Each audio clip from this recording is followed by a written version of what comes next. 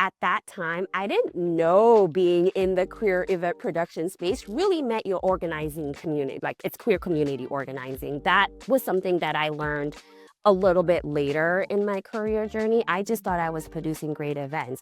But when you talk about it within the queer space, it's not. It's all about community building. So I kind of accidentally fell into it. But once I fell into it, I was hooked. Welcome to My Therapist is Out. Each episode, we talk with a therapist from Open Space Therapy Collective or LGBT community members about mental health and building community. I'm your host, Renae Johnson, licensed therapist and founder of Open Space Therapy Collective, where we are your hub for queer and trans mental health care.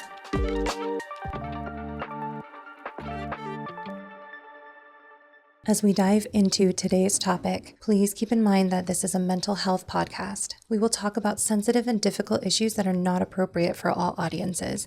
Please take care while listening.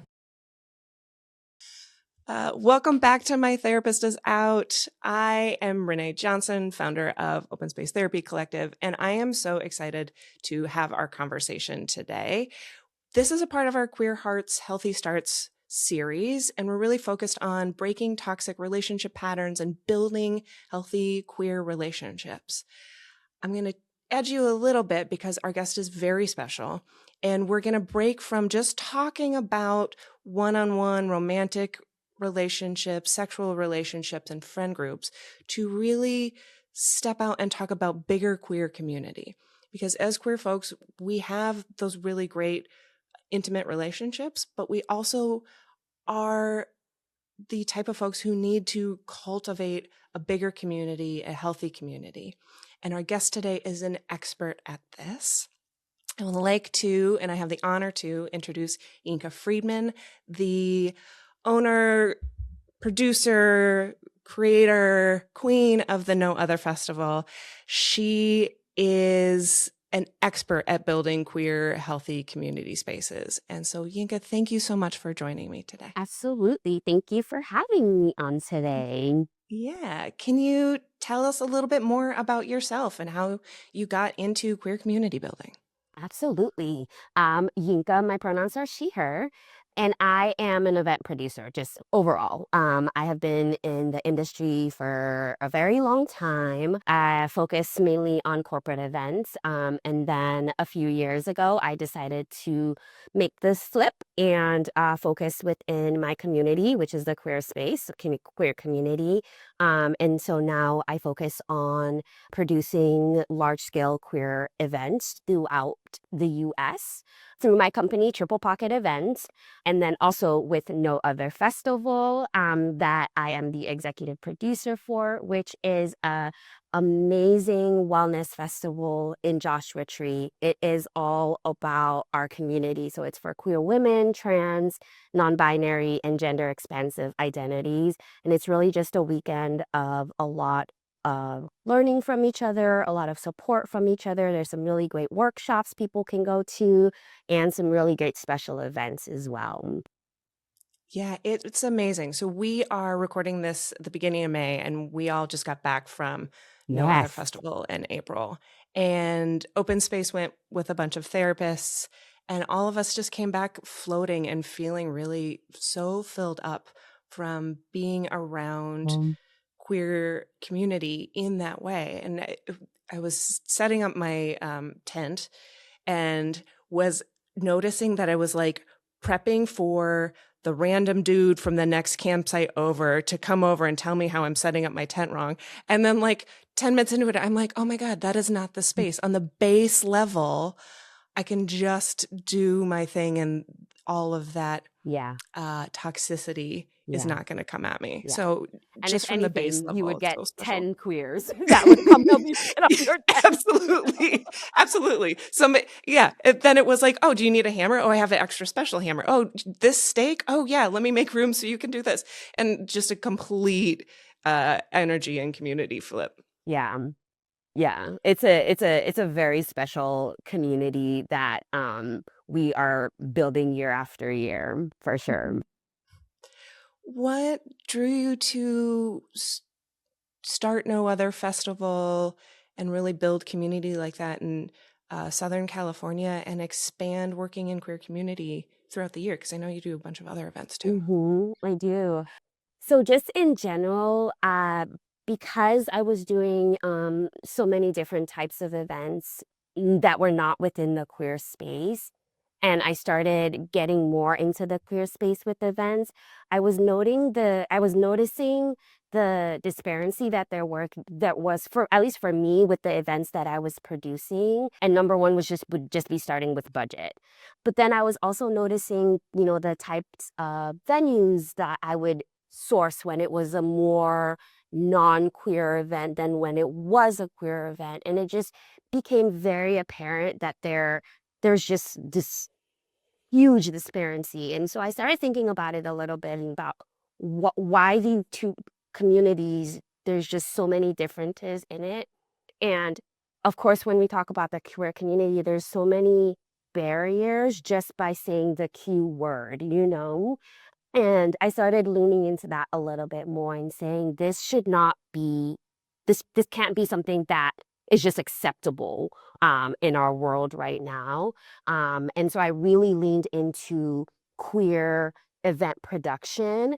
And at that time, I didn't know being in the queer event production space really meant your organizing community, like it's queer community organizing. That was something that I learned a little bit later in my career journey. I just thought I was producing great events.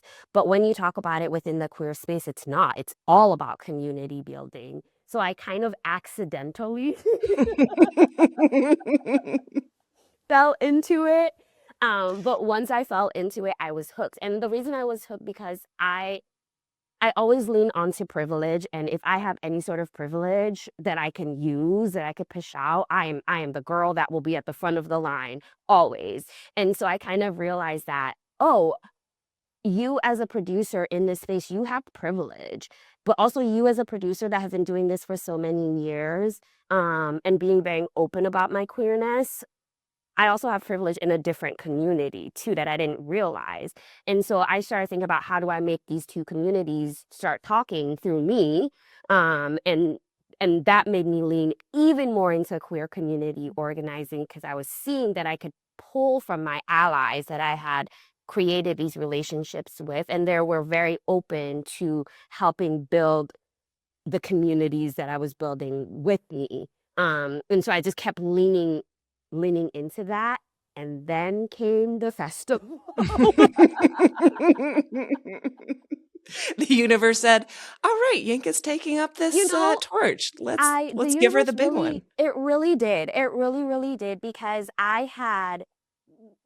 there was nothing in me that wanted to start the festival, own the festival, nothing in me. And it really became a a calling. It really did. That's how I feel. I felt like community asked, they needed somebody to step up. And I too was looking around for someone to step up. And and then it was a decision. I made the decision, but I made the decision to really step up with the festival in a sense of this community needs to keep going. If no one is going to step up, there isn't going to be anything here, and I'm not going to let that happen being me. And so I stepped up. I stepped up, and no other became no other. um, and it has been such a lesson in community building. I mean, there's so much that I learned in real time that I don't even really think about when I'm producing other events, but when it comes to no other, oh my gosh, like my brain is just thinking about the community at every single step. And it is very intense to produce something like that where you are really putting yourself in the back burner and really putting everybody else first and trying to create a community that can hold everyone. That's incredibly hard to do. It is. And you and the team do a beautiful job of Thank it. There's so many different we, as many marginalized groups do, it's like Mhm. queer community gets like pitched as like this monolith of like everybody is this thing.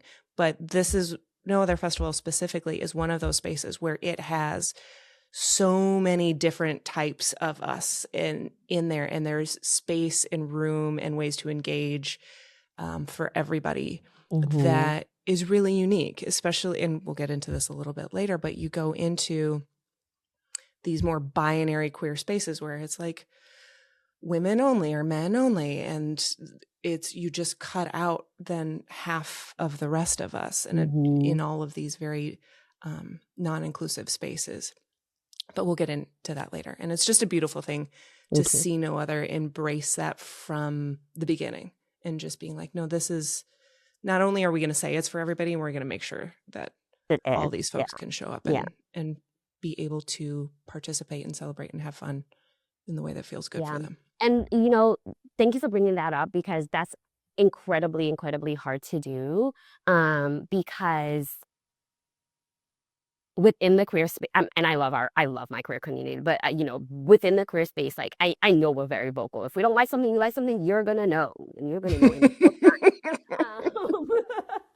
And so even, with us trying to be as expansive with the different types of folks that we have, we still, I still have conversations, or I have to answer emails or DMs from people, asking for, why this specific demographic isn't there, or can this specific demographic come to the festival? And I am very much of the thought of, if I create a space, everybody is welcome there.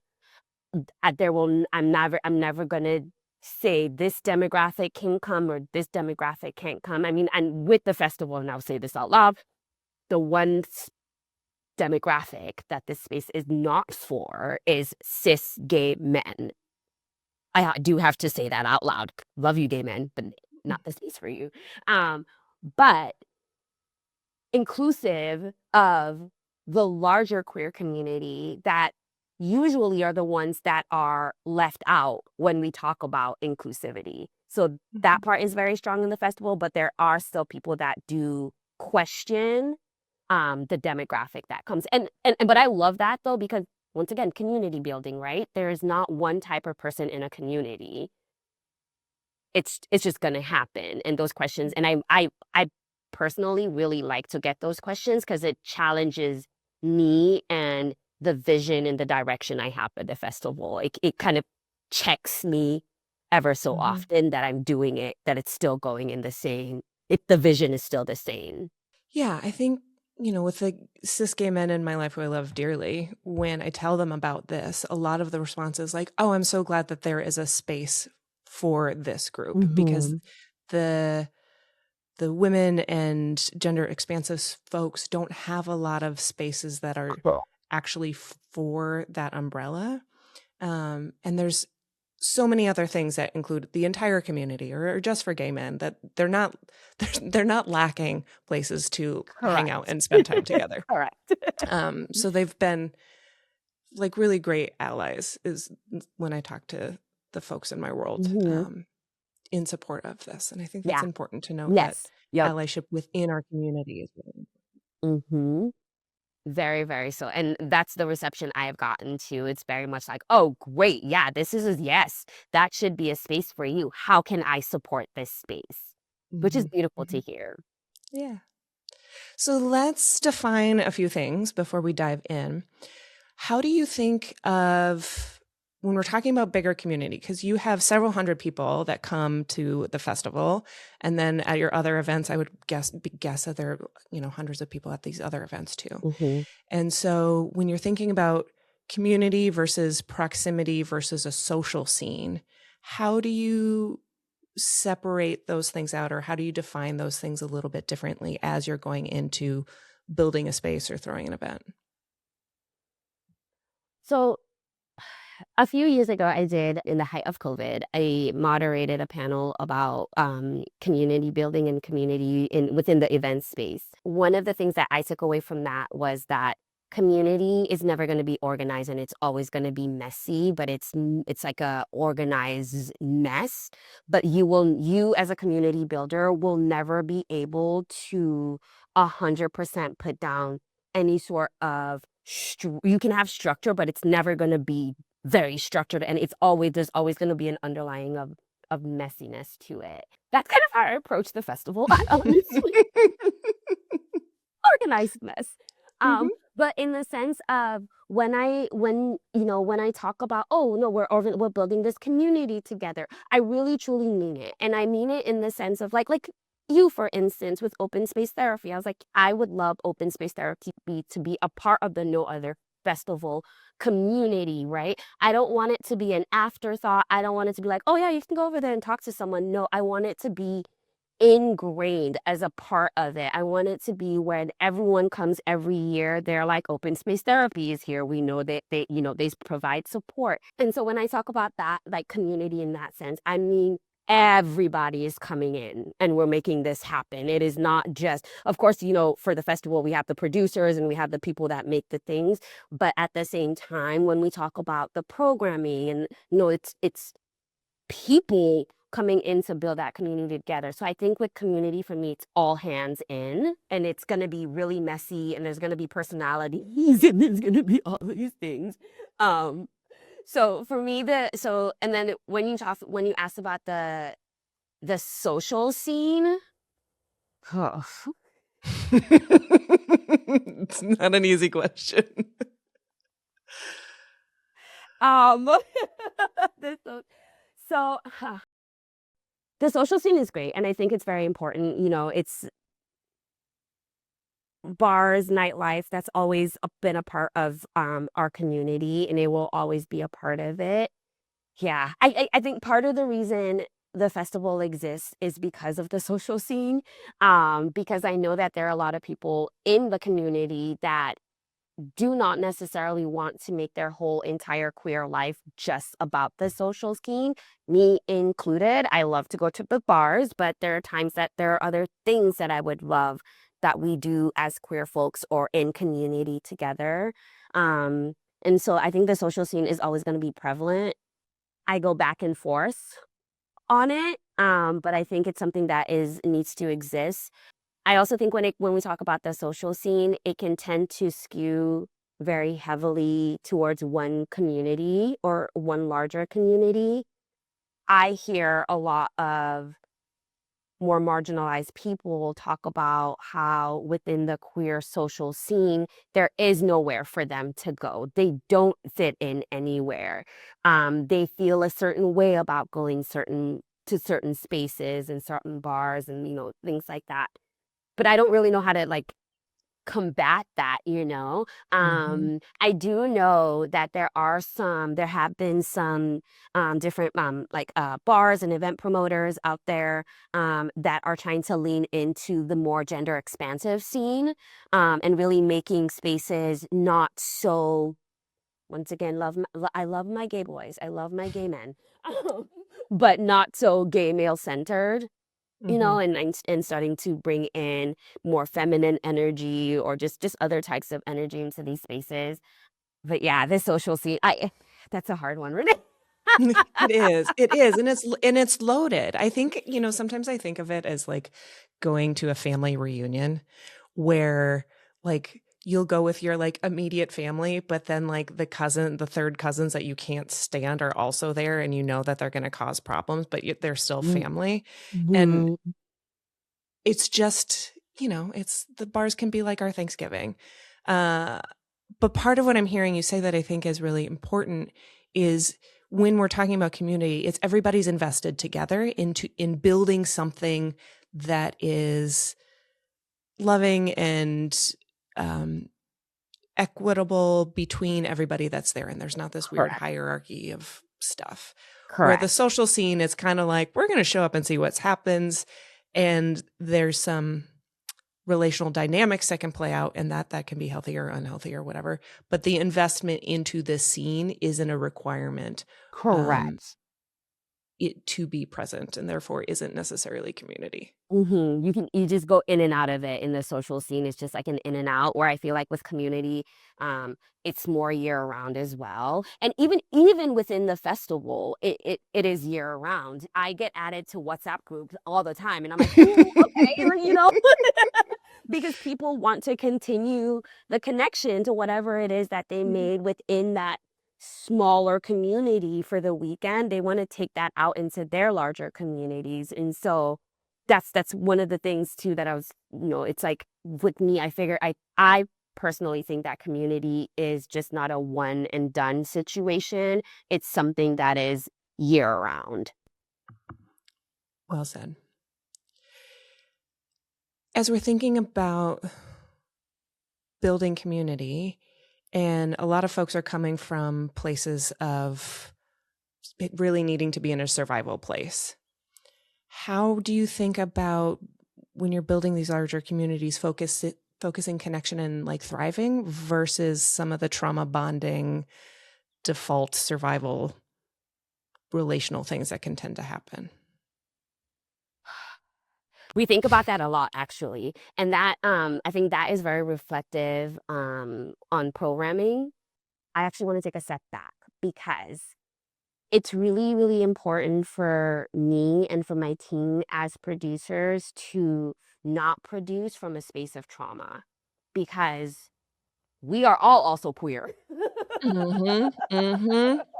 So we all have our lived experiences too.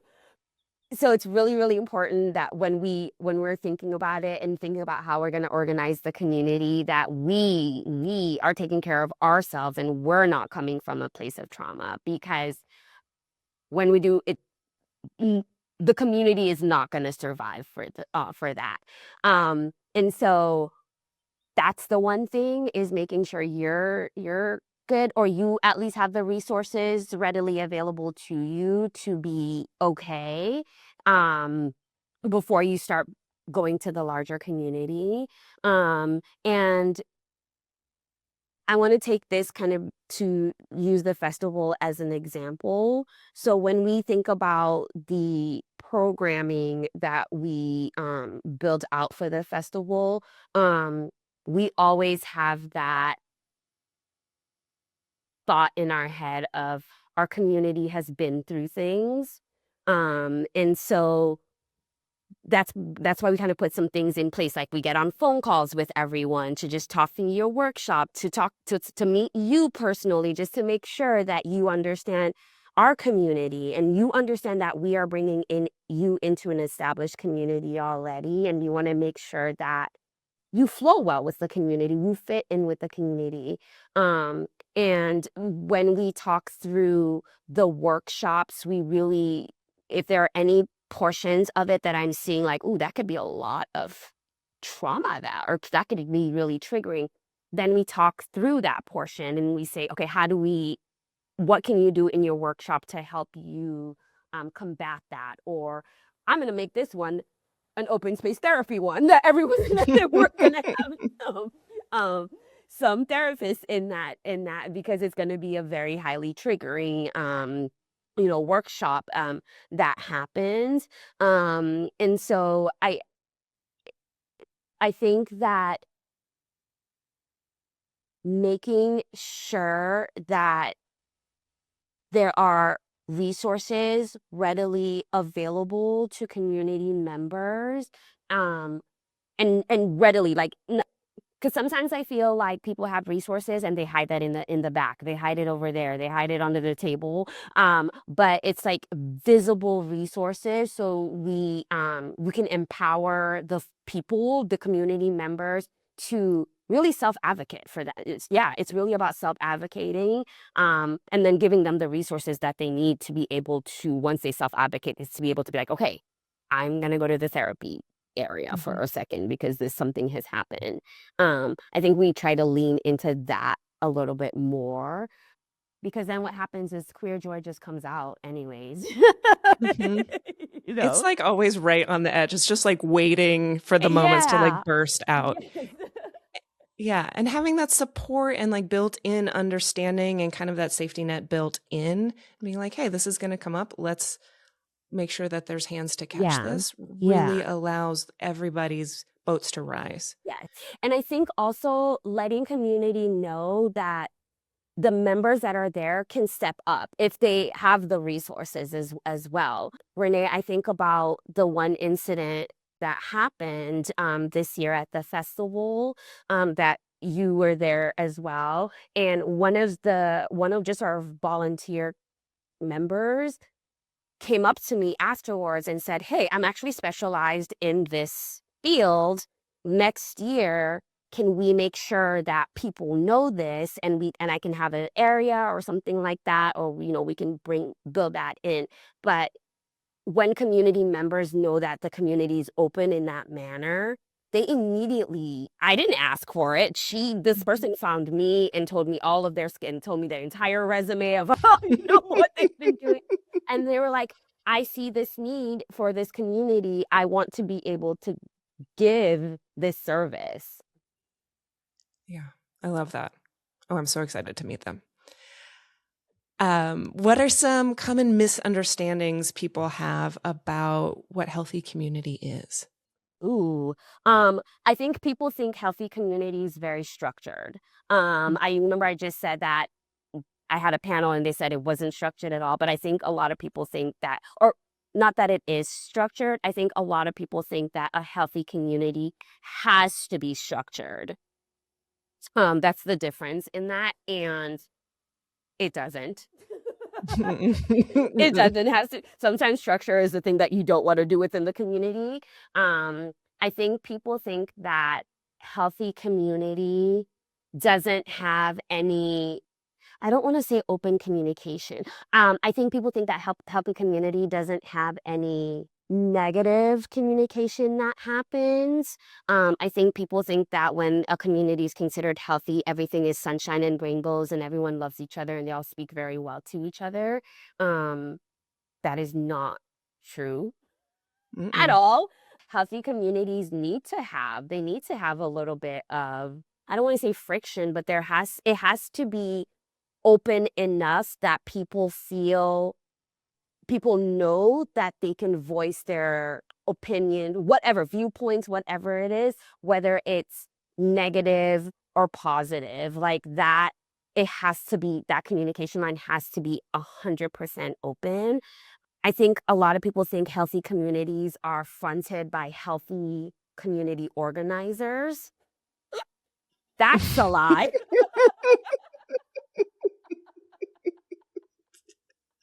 Whatever do you mean? I mean, I'm super healthy. Same. I've fully realized. Yes, everything's great. But I think a lot of people think that, whoever is the community organizer, whoever is the face of the community, whoever is the leader, they are well put together. They have all their esh together. They're living a healthy lifestyle too. But what I'm really truly realizing, and I'm working really hard to make the actionable change. But what I'm realizing is within community organizing, you as the organizer are the last person you're ever thinking about. You are the first person to wake up. You're the last to go to sleep. You don't eat. You make sure everyone else is fed. You make sure everyone else has everything that they need. And then at the end, you're completely depleted because you didn't think about yourself throughout the whole entire building of the community. And so I think that people need to recognize that a lot of community organizers, and it's not because they don't love themselves, it's because they are so dedicated to the work that they focus more on the work than on themselves. But I really feel that people need to understand that those people in the forefront making the community happen are probably the people that need the most love, the most food, the most water, the most sleep, so really leaning in and checking on those people all the time is really, really important. But I think those are some of the things that people think a healthy community needs or looks like. Yeah. Part of what I'm hearing in there is like really grounded expectations of yourself and each other. and being able to be like, oh, the person who maybe, when we're talking about events or more structured community things, like the person leading this is also a human being. And we're within a group of, sometimes that's the people putting it on, which you've, got a few dozen people doing that, or the bigger community. Not everybody's going to see the same. Not everybody's coming from the same backgrounds. People are going to have different ideas and opinions, and not assuming or having the expectation that everybody will be okay with whatever is happening. Yeah. And really allowing the humanness to exist. Yeah. Hey, Renae popping in just for a minute to say thank you for listening. We really hope you are enjoying the conversation today. Any chance you have to rate, review, subscribe, and share with a friend makes a huge impact, and we greatly appreciate it. If you have extra bandwidth and want to support the show even further, you can go to mytherapistisout.com and click the donate button. Any donations from $5 a month to a one-time donation makes a huge difference for us. We're a little self-published podcast, so any extra dollar helps. Again, go to mytherapistisout.com and hit donate. Now back to the show. Let's jump into some red flags. Specifically in queer community spaces, something that we'll see a lot, and this is kind of all marginalized folks, is a basic trauma thing that will happen is we get traumatized by a relationship, then unknowingly we start to project that same trauma behavior that was done to us. You'll see that a lot in cis queer folks in the trans community, where a lot of them will say, well, you're not part of the queer community because you're trans, you're not just gay, or you're not just a lesbian. Thankfully, that's changing more and more, but it still exists. Where that's just exactly what happened to them from parents, family, community, whatever, saying like, oh, well, since you're gay, you don't belong here and something's wrong with you. And so that's a really obvious one that we'll see a lot and gets talked a lot about. But what are some red flags in community spaces that especially, and we touched on this a little bit earlier, that talk about being inclusive but really aren't? We did talk about the inclusivity, and that's a really, really, that's a big one for me, because for me, when I say a community is inclusive, I mean a community is inclusive. So inclusivity is a red flag, but I think that is such like a deeper conversation within the queer space because it goes so deep, and it's been for so, like, it's part of the queer history, really, right? And yes, you're right, it is changing, but I still see it, right? And so even like things like when people are like, oh, it's a sapphic community. Okay. Who are you considering sapphic? Are you considering a trans woman sapphic? Are you considered a trans man? So, it's like, who are you considering in that umbrella, in that inclusive, in the word sapphic, of course, right? It's inclusive of the female energy. But then, is it truly inclusive of the female energy? So inclusivity is a huge red flag. And I think it has become one of those words that just gets thrown. Oh, queer, inclusive. But that's not true. Not all queer spaces are inclusive, and we all know that. Definitely inclusivity is a red flag. Another thing for me in community that I think is a red flag is when people start trying to define or police gender and gender expression. I just personally feel that if you are queer, great, you can express yourself however you want. We don't need to talk about it. We don't need to discuss it. You tell me and we're going to be good. It's going to be great. But when community members start trying to define what gender and gender roles and gender expression mean within that community, I think that's a huge, huge red flag. Because it just tells you that you're actually really not trying to build a community at all. Because why are you policing? Community shouldn't be policed by any one person. So that to me is a huge flag where if there's any sort of restrictions around gender and gender identity, I hate to say this, but I'm going to say it. Race Oh, is huge. important.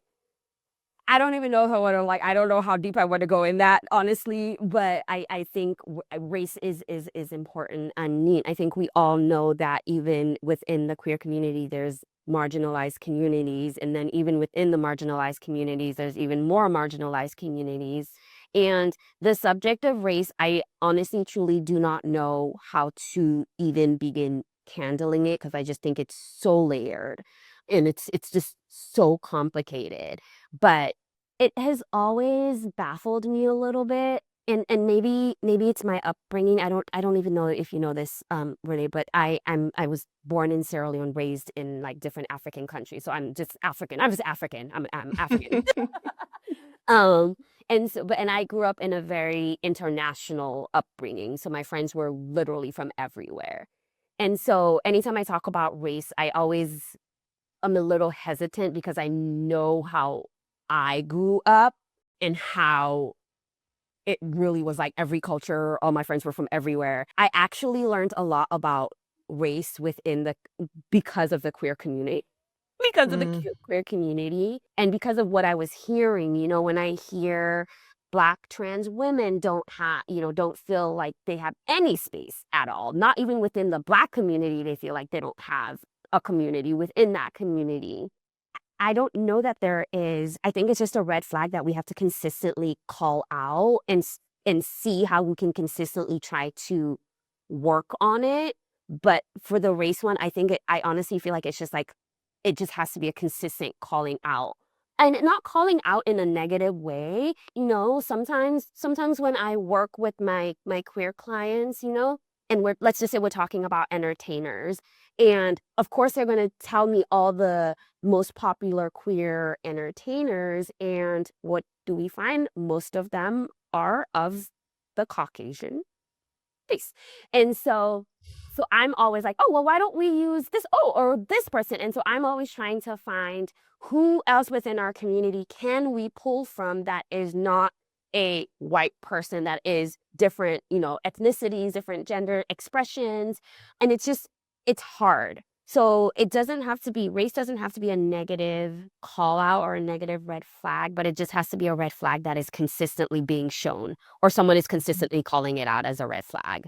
hmm Yeah. Yeah, it's huge. Even I don't know what the scene is like in San Diego, but LA, there's so many like queer spaces. There's Black queer spaces and white queer spaces, or there's Latinx queer spaces and Asian queer spaces. And it's people will throw a queer event or go to a queer bar, go to a queer something and be like, "Oh yeah, but it's cool. Everybody is welcome." But you look around and if everybody looks like you, race, gender, whatever, something's up. Yeah. Something is not being said Yeah. or something is not being Yeah. done.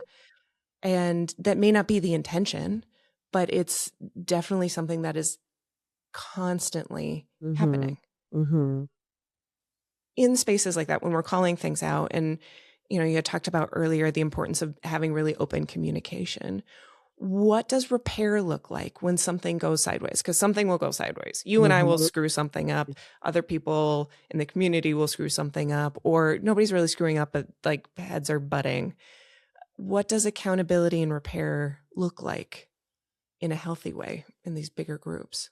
Honestly, it starts with communication, like conversations. If I ever get an email, which I do often, from attendee or whoever it is that came to the festival, let's just say they had a negative experience, the first thing I do is I email them back and I ask to get on a call with them. And I don't like to do it on email. I actually like to get on a call where we're like seeing each other on video, where we're hearing each other. I let them talk without interrupting. Like if I have a question, I might ask it, but I just let them talk so that they can get everything out that they are holding and feeling. And then we have a back and forth conversation about whatever it is. And I think that's one of the most important things to have. But I think it's one of the things that people usually don't, because having a conversation is hard. It is.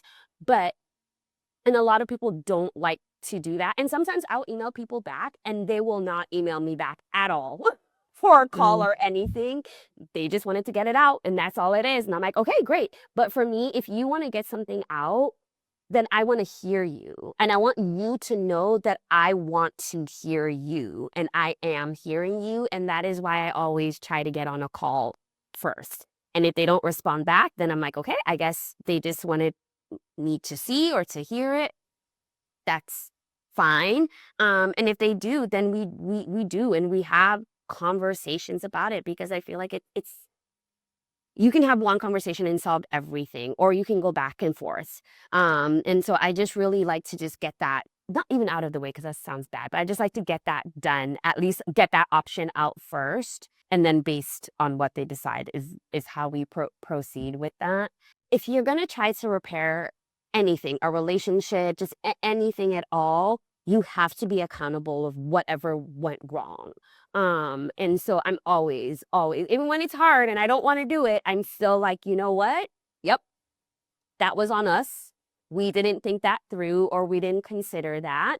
And then once again, do you want to have a conversation? Because if you saw it and you were able to point it out to us and say, hey, this is something, this needs to get safe, this is a repair that needs to get done, then I would also love for you to come with a solution or something, or some sort of resource or something is as well, so that it's not just a, hey, you need to do this and then that's it. And so I always try to, that repair conversation includes that. Okay, great. We know we messed up. Do you have any suggestions for us moving forward on how we can do better? I also think that, I feel like a lot of community organizers don't do this, but I also think that repair needs to involve the larger, if there is a larger team, it needs to involve the larger team. I think sometimes organizers will keep certain things to themselves, thinking that they are protecting the larger community, and then come to realize later on that, oh, maybe that should have been something that everybody found out about or everybody knew about, because it really takes a larger community to get the repair going or to work on the repair. So I try to be really transparent with everything when I have my staff and everything, especially with the festival, so that they are fully seeing it, and they also feel like if there is something that does need to get repaired, that they are a part of it as well, and it really becomes more of a community than one person trying to repair. Beautifully said.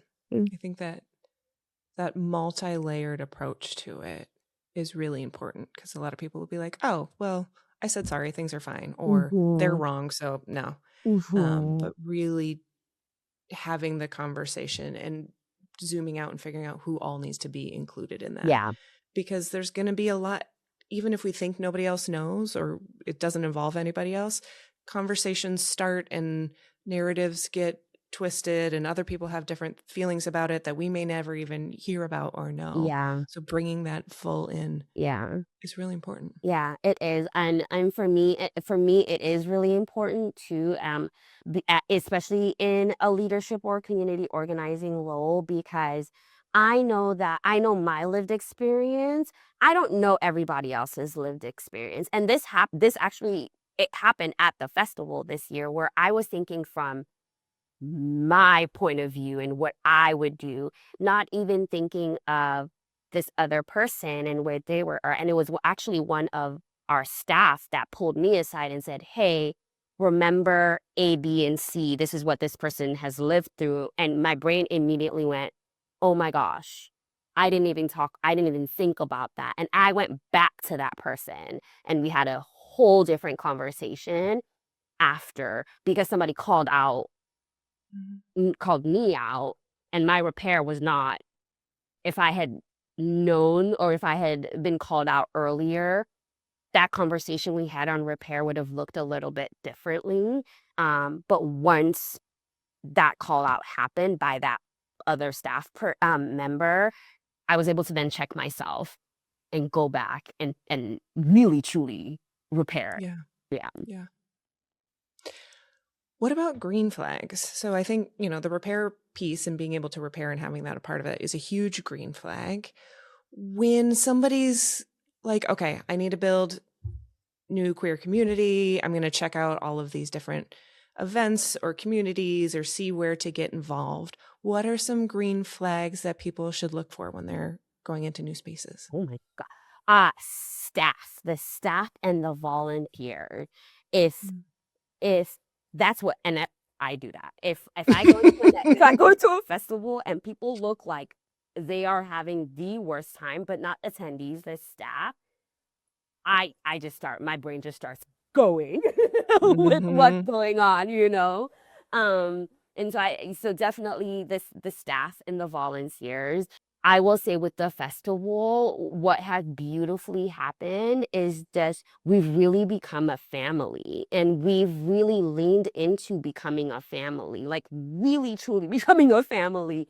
To the point that when we travel and we go to other places where we have staff and volunteers, we'll stay with each other.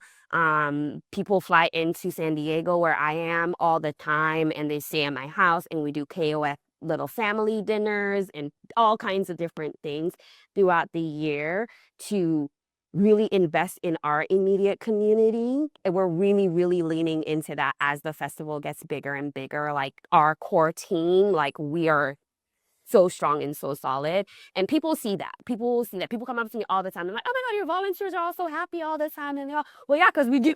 we do. Like, we try to do a really good job of keeping them happy. So I think that's a huge, huge green flag. I also think, we talked about race being a red flag, but I also think if you show up to a place and it might not be hundreds of people, but even if within, if it's 100 people and there's 10 different demographics of people there, then at least somebody probably intentionally put in the work to reach out to those people that are there. A green flag is walking into a space and seeing people that don't look like you. Lots of people that don't look like you. Yeah. Especially since we're just coming out of the festival, it's really fresh on my mind is, so many people are going into these spaces like nervous, stressed out. Am I prepared? Am I doing the right thing? And the crew at No Other are just a bunch of sweethearts. And, you drive up or you talk to somebody or like, I can't find this thing. And Olivia, I think, is a great example of this. She's just like, hi, what do you need? Okay, are you good? Let me talk about it. And it's just like a warm, soft landing and happy to be there and help out. And clearly is being really filled up by the staff, by you, by the community in general. Whatever she needs to get out of that is so important. And, when we talk about inclusivity, if you're going to these places and you're going to a Sapphic event and it all looks like cis white women, I'm about facing because something in there is toxic and I don't want to find out what that is. What would you say to people who they're going into these spaces and their gut is like, something's off, but I don't have evidence that something's off, or their gut's saying like, it's weird that it's all the same people in here, but like everybody seems nice. What would you say to them? I would say number one, I would say give it a chance. Like if you're already at a space and everything seems okay, I stay and see, because you don't know, maybe they're building a specific type of community, which can also be fine, right? So I would definitely say stay and then research, ask all the questions that you can. I would actually probably stay and ask all the questions at the same time, just to make sure it fits, if it's within what I want, what I'm looking for. I don't think it should be something that is just dismissed. I think it's something that should be explored a little bit to your level of comfort. Like if it was me, I'd be all up in there because I want to know. I want to know everything. I want to know who, how did you get the emails? How did you get, like, why is everyone in blue? Like, Mm-hmm. oh, but I definitely I don't think it should be dismissed, but I think it's something that, I mean, explore it in a way that feels okay with you. And if you're just like, this is not me, I'm out, then please exit. Mm-hmm. Totally. It's always so hard when going into new spaces because your gut is nervous, because of course it is. You're doing something new, it's new people, there's a lot of unknowns. And people can confuse that nervousness with something's wrong. So like sitting with it for a little bit, and if something's glaringly wrong, Right. get out. Right. But sitting with it and exploring is really, like you're saying, is really valuable because you can get your questions answered. And if you can't get your questions answered, then that is your answer. But even after you're doing that and you're sitting with it and you're engaging and your gut is still like something's off, it's okay to trust it and like try somewhere else. Yeah, absolutely. So we're getting to the end. What's giving you hope about queer community right now? Honestly, what's giving me hope are the young queers that are coming up. It really truly is. Like, I don't know how I ended up in this position, but maybe because of the festival, I just have a tiny little community of young queer producers that are doing things, that are like trying to figure it out. And I love it. And the reason I love it is because I see like the generation that's coming up now after us, the whole conversation of inclusivity, of being who you are, of being authentic, of being whatever gender, however you want to express yourself, they are so open to that. They have it's not even conversations that they're having because they're like, why are we talking about this? We don't need to talk about this. It's just like, it's so innate in them already that I personally love to see it, because the spaces that they are opening up are those already. They're not necessarily saying, oh, this is a gender expansive space. I don't think they need to call it out as loud as like our generation is calling it out as loud now. And I love that, because I feel like as they build and as they grow, those spaces are just, oh my gosh, I can't wait to be 60 in my wheelchair. Like, just Yeah, you and I will show up all like yes, grandpa'd out and be like, yeah. but I know that space is going to be so inclusive of all kinds of different people.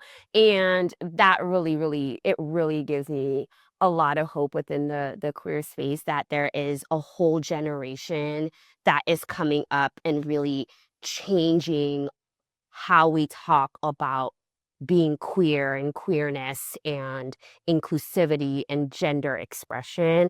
I just think it's so beautiful to see. Yeah, I second that. There's so much talk about the older generations hating on the younger generations, but I think when you get into queer community, it's a lot. People who are showing up to build community are like the biggest champions of the crew that's coming up next. And Jen, I don't know any Gen Alphas yet, but I'm starting to see that as like, people kind of know more about my role with the festival. I'm now getting some of our queer elders talking to me about the festival and community organizing, and what they were doing when they were in the community organizing. And I think it's so beautiful. I love intergenerational relationships anyways, and especially within the queer community, because those stories, and so and I really think because that is happening to me, and I'm now looking at these elders and hearing their stories and how they built their community or their events, it gives me so much joy to then turn and be like, oh, the young ones are coming. And they're like building their queer community. I just think it's beautiful to see. It really feels there's an aspect of family to it. Um, and I'm gonna do it personally for me. So part of the reason I really truly love it so much is so when I came out, my family disowned me. So I haven't spoken to my family in 20 something years. Um, and so that, so, the intergenerational of your I don't get to experience that, right? Like I don't get to see cousins and aunts get older and tell me all their stories. Like I don't get that, but I do. Because I have my queer elders, right? And they're telling me. And so I kind of get this family feeling to it. And then I feel like I'm the older daughter that's now telling the young ones what to do. So it just I just feel like there's this beautiful family togetherness that happens. Yeah, it really does. It's special in, we talk about chosen family a lot, but when the intergenerational relationships start within queer community, it's one of the most special things I've ever Yeah, experienced. it's beautiful. Well, thank you so much. I always love talking to you, and you are so brilliant and so intentional. And I'm so glad that our listeners get a taste of who you are and how you function. What would you like to plug? How this will come out at the end of June, so deep in Pride season. What do you want to plug? What do I want to plug? I don't even know. Usually I plug the festival, but that's a whole year away. Um, I will plug the festival though, because it's a whole year away, so you have time. So it's the 18th, the 15th to the 18th of April for 2027 in Joshua Tree. And then what I have coming up, so I'm local to San Diego. So if there's any local San Diego, LA folks, Southern California, San Diego Black Pride is the weekend of July 10th through July 12th. Triple Pocket is the production company for San Diego Black Pride, and I am on the board as well. And so we're gonna have a mini ball on Friday, which is awesome and so much fun. And then Sunday we have a full day event called Sunday Service, where we have a bunch of different Black queer performers, vendors, artists. It's a whole day of just amazing Black queer joy. So would love for people to come through that. I think that's all I gotta plug. That's amazing. That sounds Yeah. wonderful. Yeah. Yes. And definitely check out No Other Festival. I'm sure you'll be recruiting volunteers kind of Oh my gosh. always. Yes. So we are growing. We're growing, which is so beautiful to see. So we would love to have our volunteer team I mean, it's all volunteer led. Even I'm a volunteer. And so we really just come together and put this on for our community because we want to and we love what we're building. So we're always open to anyone, that wants to come in and volunteer with us. We can either do it year round as part of our staff, or you can just do it just specific for the festival and on site. But the festival does not exist without our volunteers. So that's something that we will always take and we have really awesome volunteers too. Well, thank you so much, Yinka. Next up, we have more conversations coming in the series with Queer Hearts Healthy Starts. You're going to hear from Kristen and Anna Mayer next, talking a lot about queer sex and being able to have a healthy sexual relationship with yourself and your partners. They're both certified sex therapists, both queer, and it's a really good episode. So dive in for that. And On that note, here is your queer moment of joy. Hello there, I'm Marcy Rosenblum. I'm with Palm Springs Promote, and I have a lot of moments of joy right now. I'm about 20 months out of losing my wife, and I'm starting to feel like a person again, and I'm starting to get involved in all of this amazing women's community events all over Southern California. And this event that I'm at today, the No Other Festival, is absolutely a must come to next year, people. If you've got to know about this, you've got to come to Joshua Tree, and you've got to hang out with this group of women. You'll be enlightened and educated, and you'll have an amazing time, and I recommend it. So that was my moment of joy. My name is M. Any pronouns, they, them pronouns usually. A queer moment of joy, I think just in general in my life, has always been diva worship, like loving those powerful feminine figures in media, in your life. They can really help you tap into the strength. One diva that I'm into right now, she's an 80s pop star named Mandy Smith, who went through a lot of challenging experiences in life, but she's still around, and she's still, I love her music. So that's my genre. And yeah, so she's my current diva of the moment. Thanks for joining us. If you're in California and looking for a therapist, visit our website at openspacetherapycollective.com and book a free intro call with one of our therapists. If you're enjoying My Therapist Is Out, please rate, review, and follow us on Spotify, Apple Podcasts, and YouTube. Do you know somebody who could use a little extra dose of queer community? Send them one of your favorite episodes of My Therapist Is Out and help our collective grow one listen at a time. My Therapist Is Out is an open space therapy collective podcast, and our podcast editing is done by Rachel Peltzer and Smash and Grab Studio. We'd love to hear from you about today's topic, so email us at info@openspacetherapycollective.com. You can find us on TikTok and Instagram at Open Space Therapy Collective. Thanks for listening.